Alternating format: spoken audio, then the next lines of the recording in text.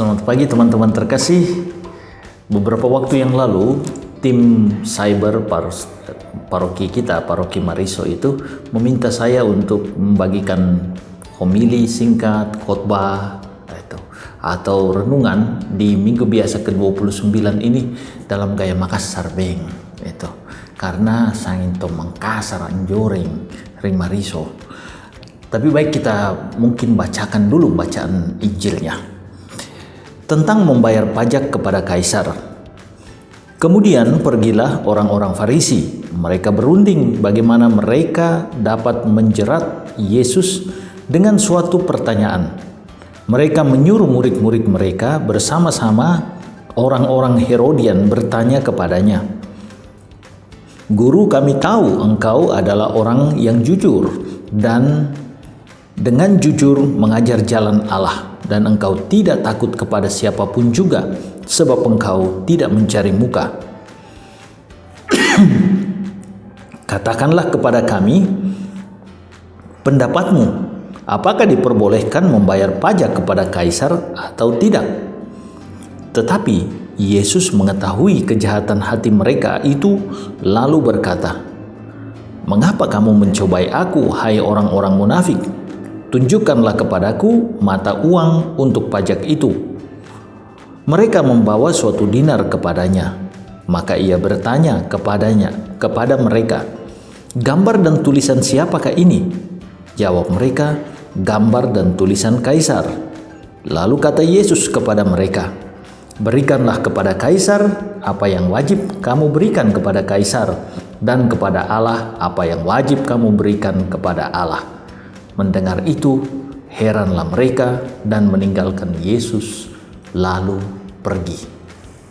Teman-teman terkasih, dari bacaan Injil Matius pasal 22 ayat 15 sampai 22 itu sangat jelas bahwa inti dari masalah adalah apakah boleh membayar pajak kepada kaisar atau tidak. Saya ingat uskup pribumi pertama Indonesia, orang Indonesia asli namanya Albertus Sugio Pranoto, itu pernah mengatakan, "Jadilah 100% Katolik dan 100% Indonesia." Dua hal ini tidak boleh dipertentangkan, karena kita ini orang Indonesia 100%, tetapi juga orang Katolik 100%. Maksud dibalik perkataan ini adalah seorang Katolik itu bisa menjadi Katolik yang sungguh-sungguh total ketika ia melaksanakan imannya dalam konteks Indonesia. Yang terlebih dalam yang ingin disampaikan oleh Monsignor Albertus Sugio Pranoto adalah seorang Katolik bisa mengungkapkan pengabdiannya kepada Allah melalui pemberian dan pengabdian diri kepada sesama dalam konteks Indonesia.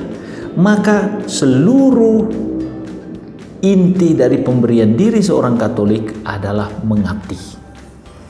Mari kita kembali kepada bacaan. Itu dikatakan, bolehkah membayar pajak kepada kaisar atau tidak? Ini ditulis dalam ayat 17. Ini tentu jebakan Batman bagi Yesus. Mengapa yang bertanya kepada dia ada dua kelompok dikatakan. Satu orang-orang Farisi, yang satu orang-orang Herodian. Nah, dua kelompok ini tidak pernah akur. Selalu si bombe-bombe. Mengapa?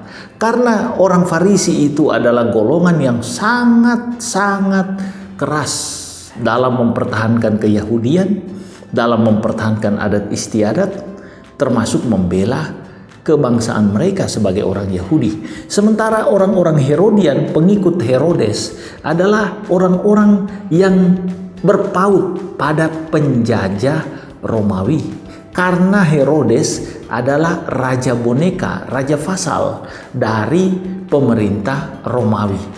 Aneh bahwa pertanyaan itu disampaikan oleh dua golongan ini secara bersamaan kepada Yesus.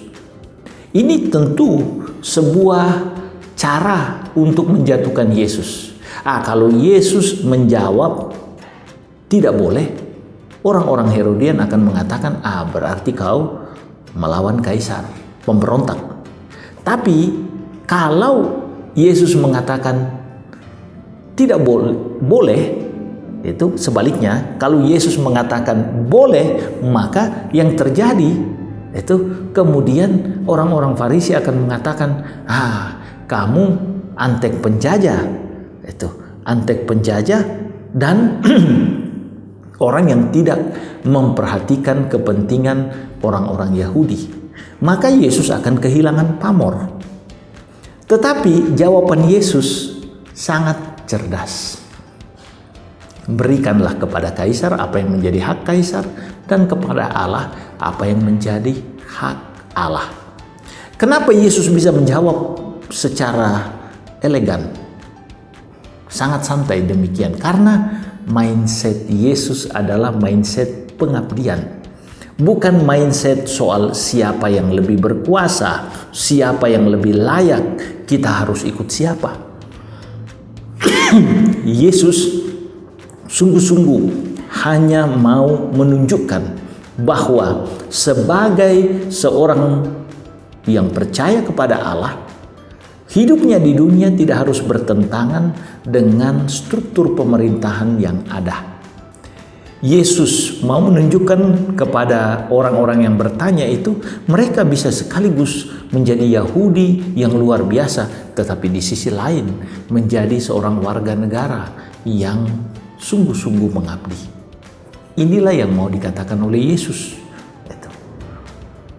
Dia kemudian mengajak kedua kelompok ini untuk tidak menggunakan diskusi tanya jawab untuk mencari cara hidup sebagai sebuah cara yang munafik.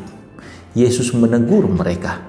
Sangat menarik teman-teman, untuk kita khususnya itu melihat bahwa kalau kita sungguh-sungguh mau mengabdi, ini tidak harus bertentangan dengan cara kita berbangsa bernegara.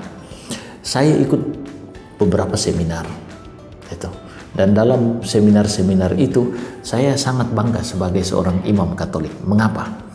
Karena banyak peserta seminar mengatakan itu, Romo, kami mau ini sampaikan, kenapa orang-orang Katolik itu dorong, loyo, tidak mau ikut dalam percaturan politik dan tidak mau menonjolkan diri, padahal mereka punya kemampuan untuk menduduki jabatan-jabatan tertentu. Orang Katolik itu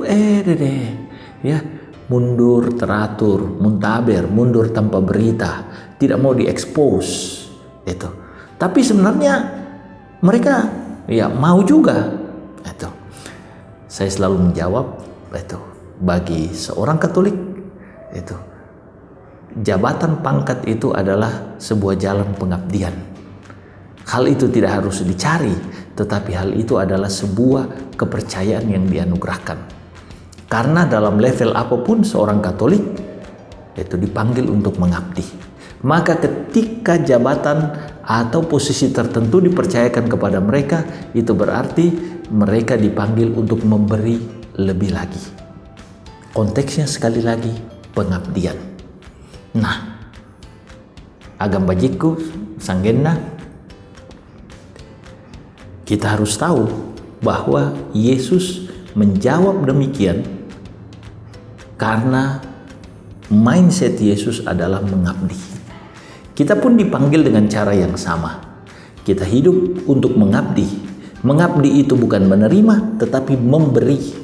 Dan kalau konteks kita adalah mengabdi, memberi, maka tidak penting orang hargai atau tidak, orang apresiasi atau tidak, orang kemudian memberi kita pangkat kedudukan atau tidak, kita tetap dalam disposisi satu saja, kita mengabdi, bukan yang lain. Kalau kita punya mindset ini, spiritualitas ini, kita tidak banyak cemburu kepada orang yang naik pangkat sedikit-sedikit, pindah sana, pindah sini. Karena bagi kita tujuan hidup bukan pangkat, tapi tujuan hidup adalah selamat. Caranya mengabdi. Tuhan Yesus memberkati.